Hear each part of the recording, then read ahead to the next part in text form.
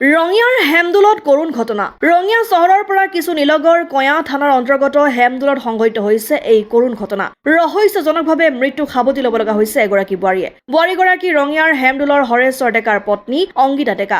মৃত অংগিতা ডেকাৰ দেহত স্পষ্ট অগ্নিদগ্ধ হোৱাৰ চিন। ঘৰৰ চৌহদতে উদ্ধাৰ হৈছে অংগিতা ডেকাৰ মৃতদেহ।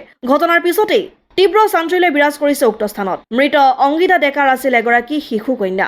ঘটনাৰ পিছতেই হোৱা দোৱা লাগে উক্ত স্থানত। মৃত অংগিতা ডেকাৰ পৰিয়ালৰ লোক উপস্থিত হয় ঘটনাস্থলীত আৰু পৰিয়ালৰ অভিযোগ এয়া সম্পূৰ্ণ পৰিকল্পিত স্বামী আৰু শহুৰেকে পৰিকল্পিতভাৱে হত্যা কৰি জুই লগাই দিছে বুলি অভিযোগ কৰিছে পৰিয়ালবৰ্গই।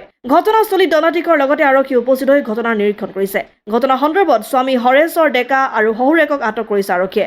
ইফালে মৰণোত্তৰ পৰীক্ষাৰ বাবে মৃতদেহ প্ৰেৰণ কৰা হৈছে গুৱাহাটী চিকিৎসা মহাবিদ্যালয়লৈ। পৰীক্ষাৰ পিছতেই আৰক্ষীৰ অনুসন্ধানত প্ৰকৃত ঘটনাৰ ৰহস্য ওলাই পৰিব। 4 দিন আগত ছোৱালীটোৱে আলহী খাব গেল, বায়েক বৱাক চব গোটেই গেল এই আমাৰ ভণ্টিৰ ঘৰত। তাতে এখন গাড়ী দেখা পাই ছোৱালীজনীয়ে কান্দা কাটা কৰাত তেওঁৰ পৰা এনে 200 টকা লৈ তাই এখন গাড়ী কিনিব খুজিলাক। তাইৰ 200 টকাটো কিয় কমিল, তাই হৈ তাক নানান অত্যাচাৰ কৰিছে। তেতিয়া তাই কান্দি কান্দি মোক কৈছে, দেউতা 200 টকাৰ কাৰণে মোৰ জীৱটো যাব এতিয়া।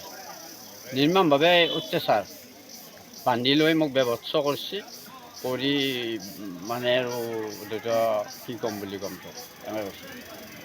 তাৰপৰা তাই আজিও মোক ফোন মাৰছি, ৰাতিপুৱা 8:30 মান বজাত ফোন মাৰছি। মাৰাত মই কৈছোঁ মই আজিও আজি ৰাতিপুৱা মাৰছি 8:30 মান বজাত আজিও ফোন মাৰছি। তাই কৈছে, দেউতা তই মোৰ মুখ নাচাবলৈ, সিদিনাখনতে মোৰ মুখখন নোধোৱাকৈ গুচি গৈছে। মাত নোধোৱাকৈ তই যি হৈ থাকে হ'ব যা, মই এইটো শাকটো ধৰি বিচাৰি ল'ম।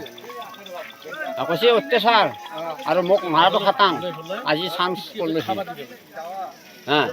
গতিকে সিহঁতে এই বাপেকে পুতেকে মাৰি ঘৰৰ ভিতৰত মাৰি কিনে তাকে দাঙি নি তাতে সামান্য অলপমান কাপোৰ এখন জুই জ্বলাই দি তাই আহিছে। যেতিয়াহে তাই যেতিয়া ফুলিলে হয় তাই দাউৰ মাৰিলে হয় বাচ্ছাটোৰ কাৰণে দাউৰ মাৰিলে হয়, কিন্তু বা কাষতটো চিডিল ভিডিল হৈ থাকিলে সেইবিলাক একো হোৱা নাই। খালি তাই পৰি আছে, সেই পৰাই তাই জীৱটো সেনেকৈ গুচি গৈছে, ভিতৰতে গৈছে জীৱ, কিন্তু সেই মৰা ভেলত মৰা কাঠত জুই লগাই দিয়াৰ নিচিনাই হৈছে। ঘটনাটো কোন ঠাইৰ হয়?